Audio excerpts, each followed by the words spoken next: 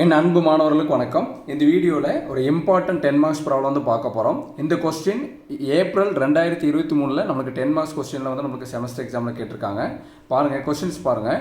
Find the coordinates of the ஃபோக்கை vertices, the length of major and minor axis and the eccentricity of the ellipse கொடுத்துட்டாங்க.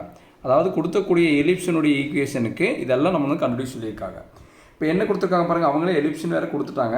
9x² + 4y² = 36 கொடுத்துருக்காங்க. எலிப்ஸுங்கிறதோட ellipse நம்ம எப்படிமா கண்டுபிடிப்போம்? x² y² வந்து பாசிட்டிவாக இருக்கும். நம்ம ரைட் ஹேண்ட் சைடு வந்து அதே மாதிரி =1 வரணும்.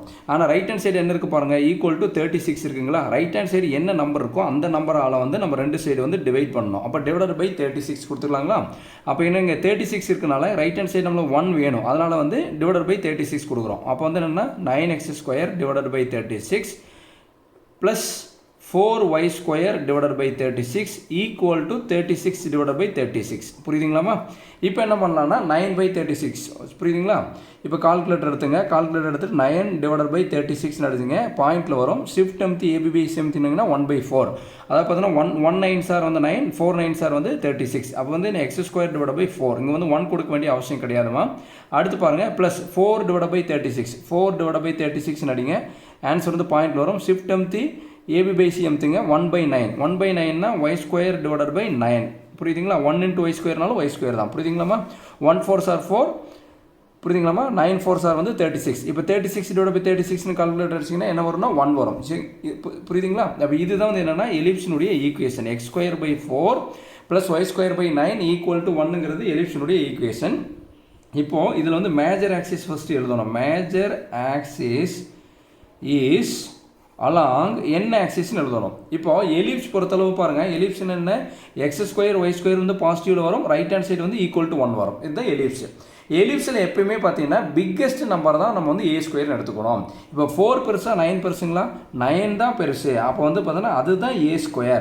சொல்லுங்கள் பார்க்கலாம். எலிப்ஸில் எப்பயுமே பிக்கெஸ்ட் நம்பர் தான் A² எடுத்துக்கணும். அடுத்து மீதி இருக்கிறது வந்து B².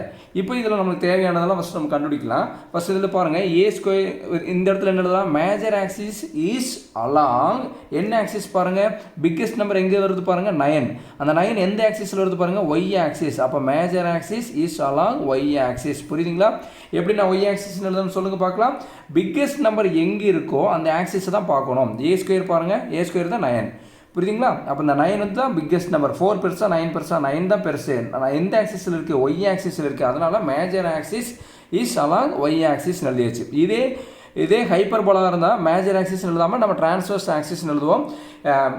எலிப்ஸில் biggest number A². ஹைப்பர்போலாவில் பொறுத்தளவு பார்த்தீங்கன்னா பாசிட்டிவ் சைனுக்கு தான் நமக்கு இம்பார்ட்டன்ஸ் கொடுக்கணும். பாசிட்டிவ் சைன் எது இருக்கோ அதுதான் A². புரியுதுங்களாமா? இப்போ A² = என்ன, 9. இப்போ அதே மாதிரி B² வந்து என்ன வருது பாருங்கள், 4. இப்போ A = A² 9னா அப்போ ஏயோட வேல்யூ கண்டுபிடிக்கலாம். A = வந்து √9 வருங்களா? அப்போ A = வந்து 3. எப்போயும் பாசிட்டிவ் வேல்யூ எடுத்துங்க, +or- கொடுக்க வேண்டாம். B = √4ன்னு வரும். அப்போ பியோட வேல்யூ பாருங்கள், பியோட வேல்யூ வந்து 2. புரியுதுங்களாமா? தெரியலனா கால்குலேட்டர் அடித்து பார்த்துங்க. அப்போ ஏயோட வேல்யூ 3 வந்துருச்சு, பியோட வேல்யூ 2 வந்துருச்சு.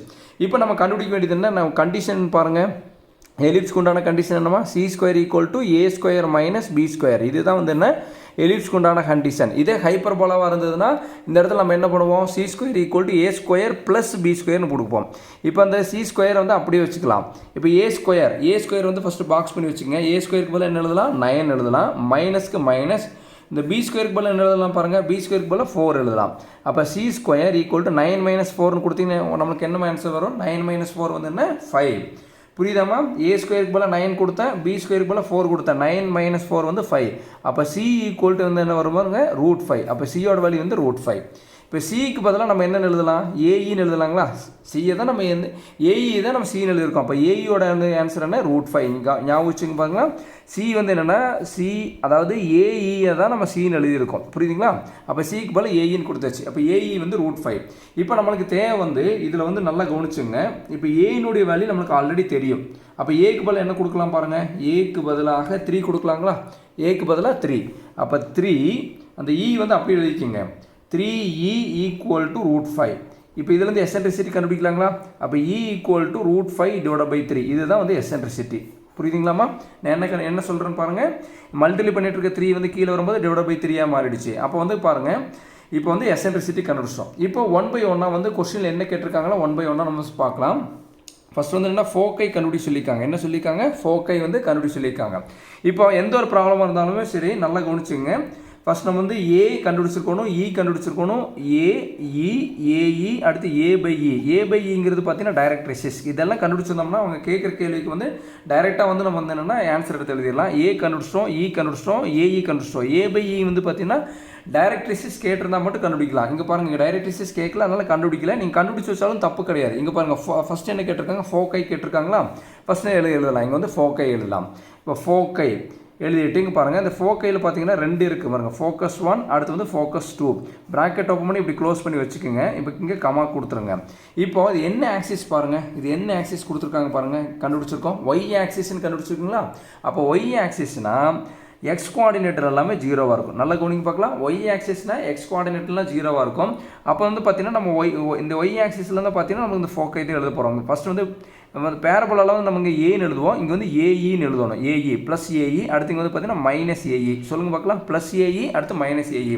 எப்படி எழுதணும்னு புரியுதுங்களா? ஒய் ஆக்சிஸ்னால் எக்ஸ் கோஆர்டினேட்டர்லாம் 0 ஆகிடும். அப்போ இந்த இடத்துல F1 ஃபோக்கை 1 வந்து ஃபோக்கஸ் 1 வந்து 0, ஏஇக்கு போல் ஆன்சர் கண்டுபிடிச்சிருக்கோம் பாருங்கள். ஏஇக்கு போல் என்ன கண்டுபிடிச்சிருக்கோம்? √5. அப்போ F1 வந்து 0, √5. F2 பாருங்கள் 0, மைனஸ் ஏஇனால 0, -√5. இப்போ ஃபோக்கை கண்டுபிடிச்சாச்சு. புரியுதுங்களாமா? அவ்வளோதான். அடுத்து பாருங்கள், வெர்டிசஸ்ன்னு கேட்டிருக்காங்க. இங்கே எழுதிக்கலாம், திருப்பி எழுதிக்கலாம். வெர்டிசஸ். இப்போ வெர்டிசஸ்ங்கிறது பாருங்கள், வெர்டிசஸ்ங்கிறது ஏ டேஸ் தான் வெர்டிசஸ். இங்கே ப்ராக்கெட் ஓப்பன் பண்ணி க்ளோஸ் பண்ணிக்கோங்க. இந்த இடத்துல என்ன ஆக்சிஸ் பாருங்கள்? Y axis. அப்போ ஒய் ஆக்சிஸ்னால் எக்ஸ் கோஆர்டினேட்லாம் என்னவாக இருக்கும்? நம்மளுக்கு 0வாக இருக்கும். அப்போ இங்கே வந்து என்னென்னா ஒய் ஆக்சிஸில் வந்து இங்கே ஏ, இங்கே வந்து மைனஸ் ஏ. புரியுங்களா? ஏ டேஸுங்கும் போது எப்போயுமே மைனஸ் வேல்யூ கொடுக்கணும். எப்போ கேபிட்டல் ஏ = 0, ஏங்கிறது பாருங்கள், ஏ வந்து நம்மளுக்கு என்ன ஆன்சர் வந்திருக்கு பாருங்கள், ஏயோட வேல்யூ வந்து 3ன்னு வந்திருக்கு. அப்போ இங்கே எழுதும்போது 0, 3 ஏ டேஷ் வந்து 0, -3. இதுதான் வந்து வெர்டிசஸ். புரியுதுங்களாமா? படம் வரைஞ்சி தான் நம்ம கண்டுபிடிக்கணும் இல்லை, இந்த ஆக்சிஸ் வச்சு நம்ம வந்து என்ன பண்ணிடலாம்னா எல்லாமே கண்டுபிடிச்சிடலாம். அடுத்து என்ன கேட்டிருக்காங்க பாருங்கள், லென்த் ஆஃப் மேஜர் ஆக்சிஸ் கேட்டிருக்காங்க. மேஜர் ஆக்சிஸும் கேட்டிருக்காங்க, லென்த் ஆஃப் மைனர் ஆக்சிஸும் கேட்டிருக்காங்க. ஃபர்ஸ்ட் நம்ம 1/1 கண்டுபிடிக்கலாம். இப்போ length of major axis, length of major axis வந்து கேட்டிருக்காங்களா? அப்போ லென்த் ஆஃப் மேஜர் ஆக்சிஸ் வந்தோட ஆன்சர் வந்து 2a. அப்போ = 2 ஏனுடைய ஆன்சர் பாருங்கள், ஏனுடைய ஆன்சர் என்ன கண்டுபிடிச்சிருக்கோம்? 3. அப்போ 2 × 3 வந்து என்ன? 6. அப்போ லென்த் ஆஃப் மேஜர் ஆக்சிஸ் வந்து 6. அடுத்து என்ன கேட்டிருக்காங்க பாருங்கள், லென்த் ஆஃப் மைனர் ஆக்சிஸ் கேட்டிருக்காங்க. Length of minor axis, minor axis வந்து என்னென்னா 2b. 2 × பியோட ஆன்சர் பாருங்கள், பியோட ஆன்சர் வந்து 2. அப்போ 2 × 2 வந்து என்ன? 4. லென்த் ஆஃப் மேஜர் ஆக்சிஸ்னா நல்லா கவனிச்சுங்க, மேஜர் ஆக்சிஸ்னா 2a, மைனர் ஆக்சிஸ்னா 2b. இது வந்து எலிப்ஸாக இருந்தாலும் சரி, ஹைப்பர்போலாவாக இருந்தாலும் சரி, இதுதான். அடுத்து என்ன கேட்டிருக்காங்க பாருங்கள், எசென்ட்ரிசிட்டி கேட்டிருக்காங்க. எசென்ட்ரிசிட்டி நம்ம ஆல்ரெடி இங்கேயே கண்டுபிடிச்சோம். எசென்ட்ரிசிட்டி என்ன? √5/3. வேணா இங்கே ஆன்சரில் எடுத்து எழுதிக்கலாம். எசென்ட்ரிசிட்டி √5/3.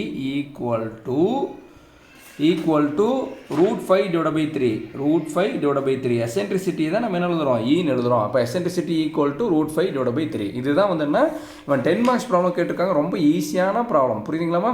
அவங்க கேட்டதெல்லாம் நம்ம வந்து கண்டுபிடிச்சிட்டோம். இந்த வீடியோ பொறுமையாக பாருங்கள், கண்டிப்பாக உங்களுக்கு புரியும். இந்த வீடியோ பிடிச்சிருந்ததுன்னா மறக்காமல் லைக் பண்ணுங்கள், மற்ற நண்பர்களுக்கும் ஷேர் பண்ணி விடுங்க. எல்லாரும் பாஸ் பண்ணட்டும். நம்மளால் முடிஞ்ச உதவியை நம்ம மற்றவங்களுக்கு செய்யலாம். Thank you students.